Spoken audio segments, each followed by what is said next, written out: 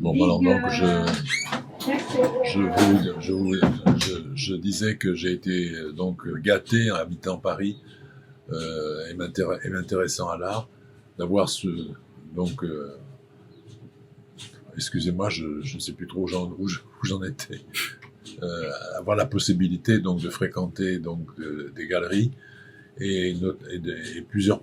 artistes peintres, dont un peintre très célèbre à son époque, François Arnal, qui est mort il y a à peine un an et demi, je crois, qui m'a introduit dans son immense atelier.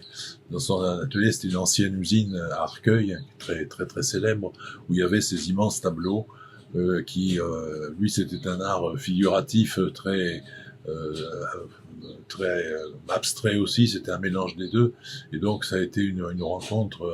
très très importante pour moi, avant bien sûr que je ne connaisse le Berkim. Bon, sur le plan des nourritures spirituelles, des nourritures terrestres qui m'ont enrichi, on peut dire que je me suis nourri de beaucoup d'ouvrages de l'art, et il y en a un qui est resté mon livre de chevet jusqu'à aujourd'hui, c'est Les Voix du silence d'André Malraux, où donc ce célèbre écrivain qui s'était, après sa période romanesque, s'était investi dans l'art et a fait donc des ouvrages extraordinaires, une plongée donc sur la connaissance de l'art depuis les origines jusqu'à aujourd'hui. Donc ces textes de Malraux, que ce soit sur la peinture, que ce soit sur la sculpture, les vitraux, etc., m'ont apporté beaucoup et m'ont nourri, donc, et ont nourri toutes les préfaces, tous les articles que j'ai pu faire après pour d'autres personnes, d'autres artistes. Donc voilà, donc j'ai